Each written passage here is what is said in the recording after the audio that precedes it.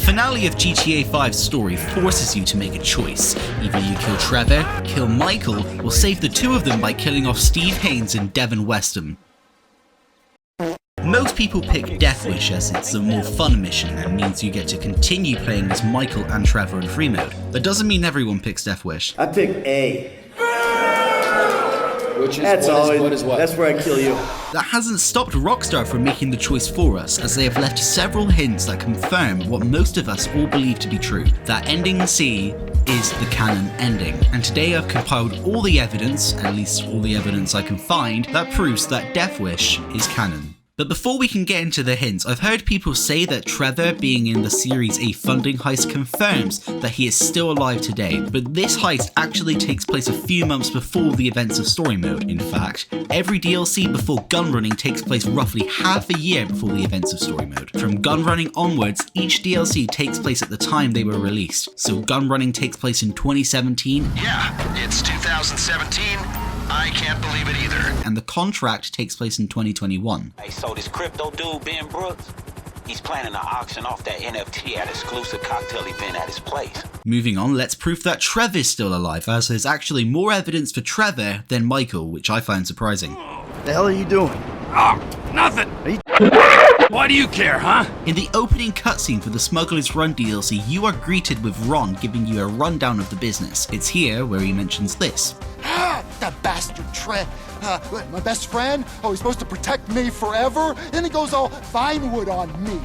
He's too important for Ron now, but he's a guru. He's a lifestyle coach. I don't know what he is. I bet he's got abs. Now, as this DLC takes place in 2017, several years after the events of story mode, this would mean that Trevor is still alive, out there, doing something. Ron doesn't seem to be sure. And maybe some of you are asking, well, what if Ron doesn't know that Trevor's dead? I mean, it's possible, except it's not. If you choose ending A, Ron will actually email Michael, where he's all, my heart, I loved him. There's no mistaking it. He knows he's dead here, just as he knows that Trevor is alive here. There's also this line of dialogue from the agency receptionist. Hey, this crazy dude swung by earlier, dressed like a hobo, like really on edge. She swore him and Mr. Clinton used to work together. Got really angry when I said he wasn't available. I had to stop him from shitting on the desk. Seriously. If you get a minute with Mr. Clinton, would you let him know? And if you know Trevor, he's clearly talking about Trevor here. Anyway, this next piece of evidence also points towards Michael. In the Diamond Casino Heist DLC, the player is introduced to Jimmy, Michael's son, where Jimmy refers to Lester as Uncle Lester. When my Uncle Les said that this job was in games, I was thinking more of a esports league, you know? Correct me if I'm wrong, but to my knowledge, Jimmy never refers to Lester as his uncle. In fact, I'm pretty sure he doesn't know Lester exists. How does this point towards both Michael and Trevor being alive? Well, Lester mentions that he's employing Jimmy for a family friend.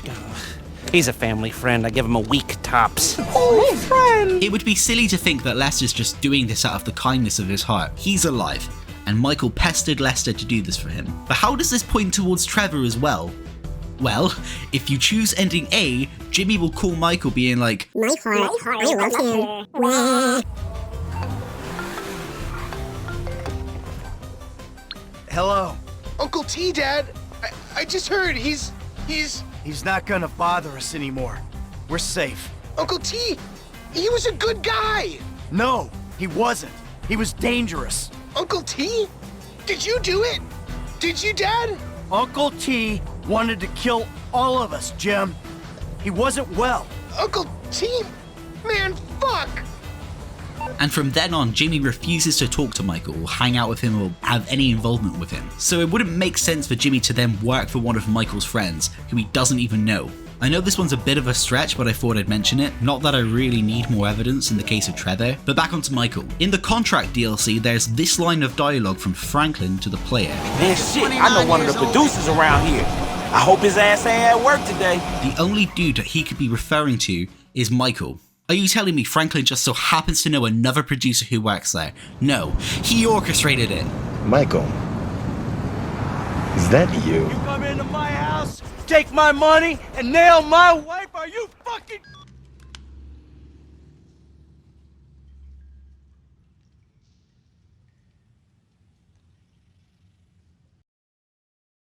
GTA Online likes to have characters return from story mode, and we've had both a DLC about government agency drama and repossessing expensive vehicles, and neither Devin Weston nor Steve Haynes appear in either of these. Actually, Agent ULP does mention Steve Haynes, but the way he talks about it implies that Steve Haynes is past tense. If you're surprised the FIB are tangled up in this, you shouldn't be. There's almost no species of un-American activity paralyzing undertaken at some point. You ever hear of Steve Haynes? Tip of the iceberg. But I think we're forgetting someone. Wei Cheng is the other big dog nut we kill in Death Wish. And hey look, it's Tao, but you only kill Wei Cheng here. You can choose to kill Tao, but it's not required. And in the Diamond Casino Resort missions, Tao Cheng, Wei Cheng's son, mentions how he was attacked at the country club, the same country club you go to kill Wei Cheng. I told Miss Baker to meet us there. 我曾经差点在这个大型俱乐部被吓一次就够了。喝点香槟，冷静一下。Don't tell me calm down.